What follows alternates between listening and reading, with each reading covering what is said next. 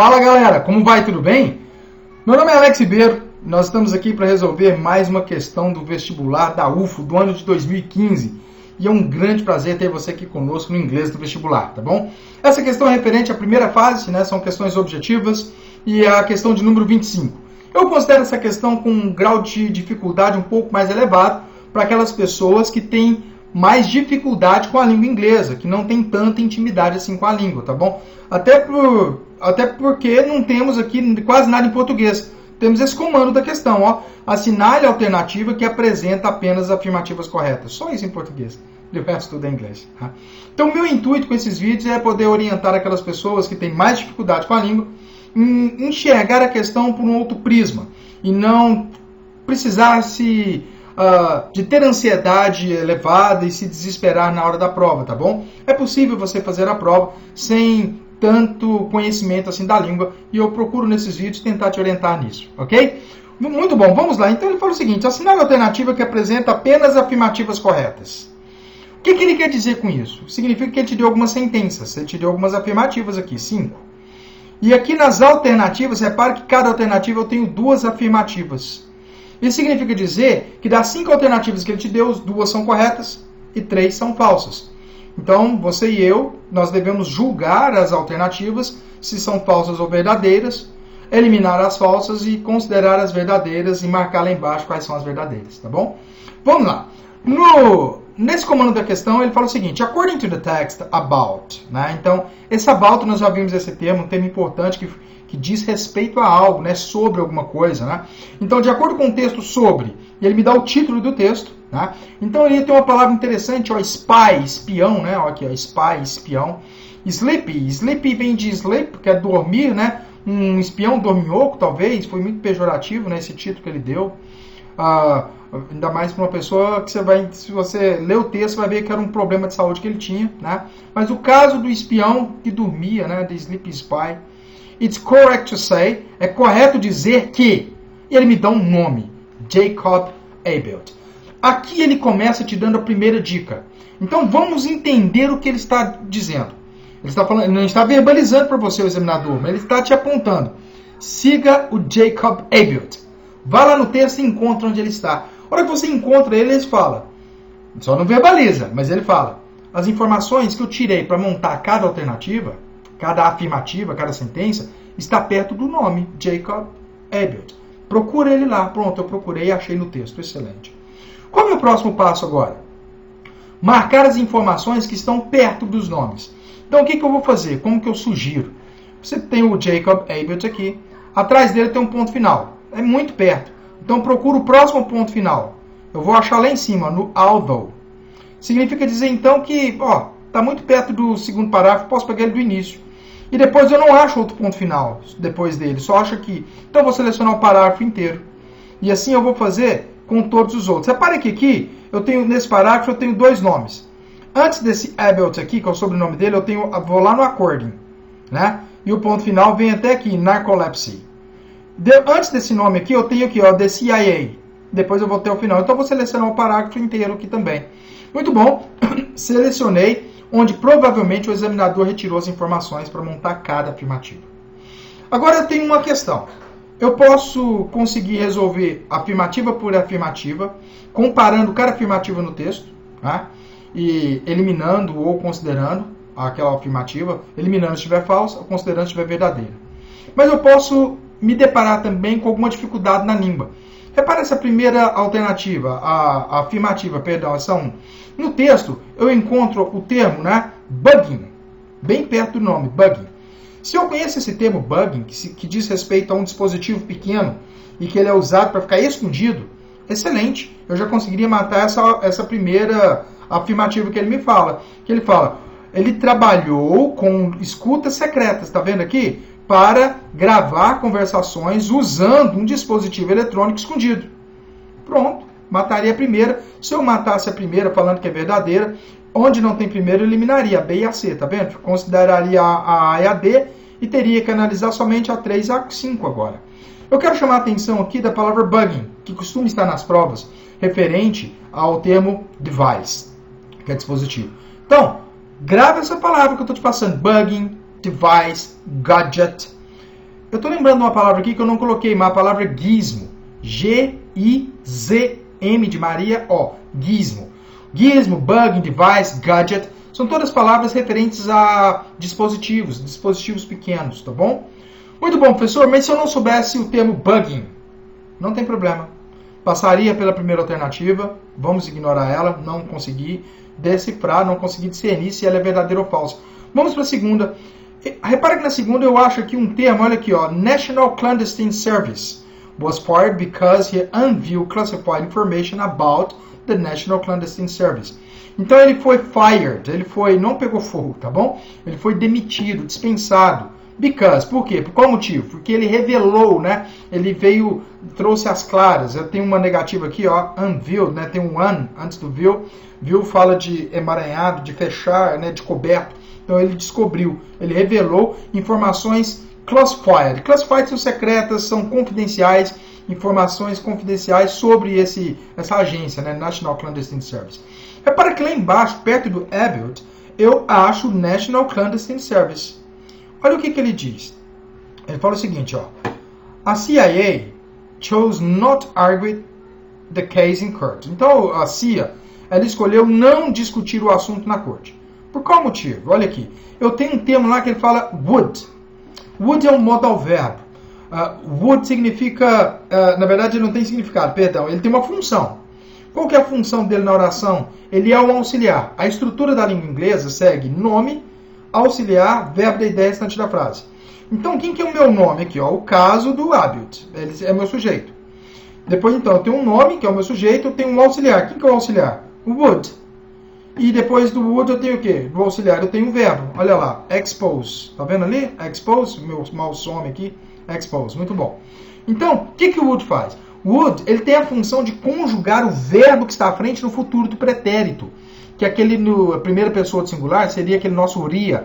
Eu iria, eu faria, eu falaria, eu conversaria. Tá vendo o iria? Então, aqui, ó, por que ele decidiu não discutir o caso na corte? Porque exporia, né, informações confidenciais, secretas sobre essa agência. Você viu que a informação não confere com que ele foi demitido? Só está falando que decidiu porque exporia informação. Não está falando que ele foi demitido porque ele revelou casos, revelou informações confidenciais. Está vendo que são informações trocadas. Então a 2 está falsa. Ela não confere com as informações do texto. Então você viu o que eu fiz? Eu achei o National Clandestine Service perto do Abbott, achei o National Clandestine Service perto do Abbott.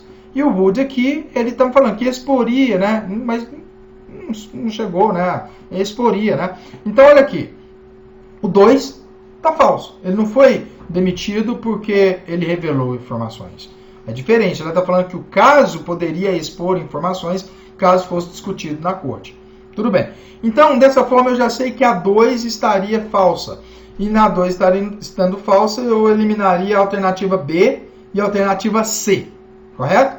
Mas, professor, deixa eu te falar. Eu não sei o que é o would. Eu não conseguiria julgar que o would ele conjugaria esse verbo no futuro pretérito. Eu não conseguiria achar essa informação. Tudo bem. Vamos não considerar a 1 e a 2, então. E aqui chega o ponto que eu quero dizer. Se eu não conseguir enxergar a resposta na afirmativa 1, não conseguir enxergar a resposta na afirmativa 2, eu vou continuar procurando a resposta em outras afirmativas. E aqui eu acho, nessa questão, né, em específico, a 3 nos ajuda mais. Porque ele me dá a palavra discriminated. Sued the CIA because he felt discriminated. Então, sued vem do verbo sue, que é processar. Então, está com ED no final, um verbo regular, conjugado do passado simples. Então, fica sued. Ele conjugou? Não, ele processou a CIA, porque se sentiu discriminado, né? Se você tem dúvida nessas questões que verbos conjugados ou não conjugados, dá uma olhadinha num curso que eu coloco lá, né? Aqui mesmo, né? Nesse canal, que chama English Course for Business. Lá tem, por exemplo, passado simples, aula teórica e aula prática. O presente simples, a aula teórica e a aula prática. Então, dá uma olhada lá que, por exemplo, na aula 2, que é o Past Simple, tem a aula teórica, a aula prática, que você vai entender melhor sobre a conjugação dos verbos regulares, os verbos irregulares, tá bom? Então, que ele processou a CIA porque ele se sentiu discriminado. Repara que eu acho no texto discrimination. Já consigo uma associação, tá vendo? Aí ele fala assim, due to. Due to significa devido a, por causa de. Eu já mostrei em outros vídeos, né, a respeito do due to, termo importantíssimo nas provas, principalmente das paulistas, que cobram mais gramática, tá bom? Due to também tem um outro significado, que ele significa agendado ou marcado, tá bom? Então está agendado, está marcado, mas também significa por causa, né? Ou devido a, que está me dando justificativo de alguma coisa, tá bom? Então olha aqui, ele processou, então o Jacob Abelt, ele processou a CIA porque ele se sentiu discriminado devido, né, à sua enfermidade e à sua etnia, olha lá, devido à sua enfermidade e etnia, e eu consigo achar isso no texto. Devido que, ó, because of, por causa de, tá vendo o because of aqui? Que é o mesmo que due to. O examinador está querendo ver se você consegue associar due to com because of. Então eu tenho aqui, ó, because of, due to his narcolepsy and race. E aqui ele deu, ó, sua enfermidade, a disease, né, que é enfermidade, e aqui ele deu o nome, narcolepsia, e a sua etnia. Então você consegue perceber que a 3 está verdadeira? A 3 estando verdadeira, eu eliminaria onde não tem 3. Então, lá embaixo eu eliminaria a letra B e eliminaria a letra D de dado. Então, eu teria que considerar só a 1 e a 4. Como a 1 eu não haveria, né, de ter conseguido achar a resposta, eu iria analisar a afirmativa 4, então. Vamos lá, então, considerando a 3, que está mais fácil de enxergar que ela está verdadeira. Vamos para as 4. Para a 4. Ele fala o seguinte, disregarded, né, the agreement. Então, o Jacob Abelt, ele disregarded the agreement. Disregarded.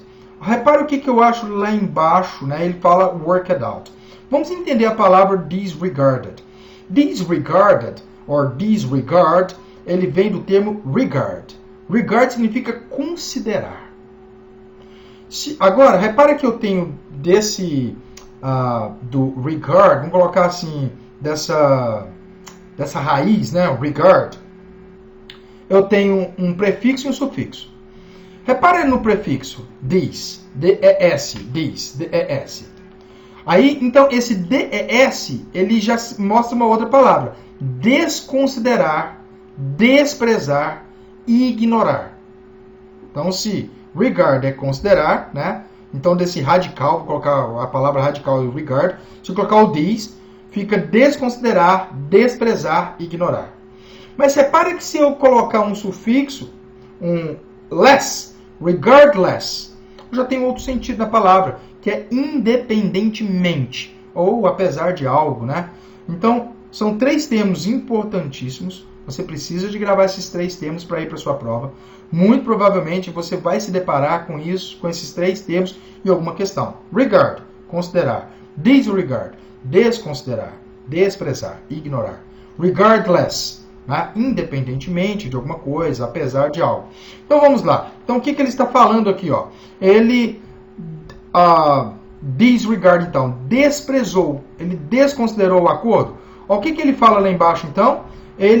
O Abelt worked out. Eles trabalharam o quê? Um plano, né? Para compensar as horas perdidas.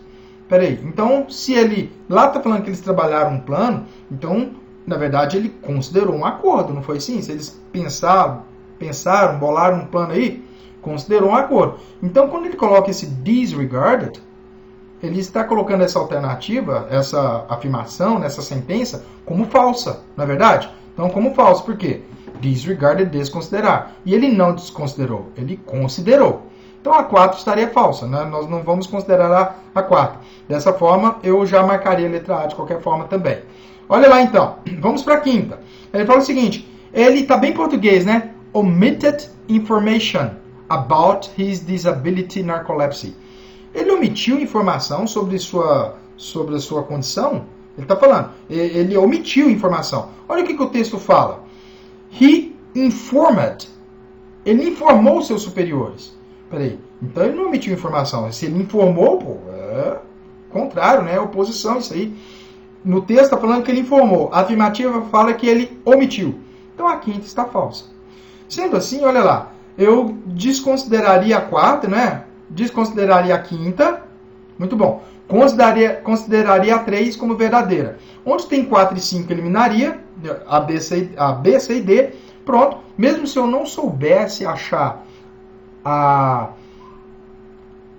afirmativa, vamos falar assim, a verdadeira colocação da afirmativa 1 no texto, se eu não conseguisse achar, eu conseguiria fechar a prova de qualquer forma, desconsideraria a B, C e a D, ficaria com a A. Você consegue perceber que mesmo não conhecendo muito o inglês, né, mesmo não tendo um grande conhecimento da língua, é possível fazer a prova? E essa é uma questão difícil. Tá? Mas conseguimos fazer. Nós não lemos o texto. Não foi necessário. Eu fui colocando algumas palavras-chave, seguindo esses steps, essas dicas que eu tenho passado. Ache primeiro um nome, seleciona perto do nome as informações que provavelmente o examinador tiraria para montar cada afirmativa. Compare cada afirmativa, fecha a questão. Você vai gastar no máximo 3 minutos para fazer isso, tá bom? Então, meu intuito é esse, tentar te orientar a fazer uma questão com mais facilidade, sem se apoiar tanto na língua, mesmo não sabendo o inglês assim, tá bom? Deus te abençoe grandemente, espero te encontrar em outros vídeos, tá ok? Um abraço, até mais, tchau.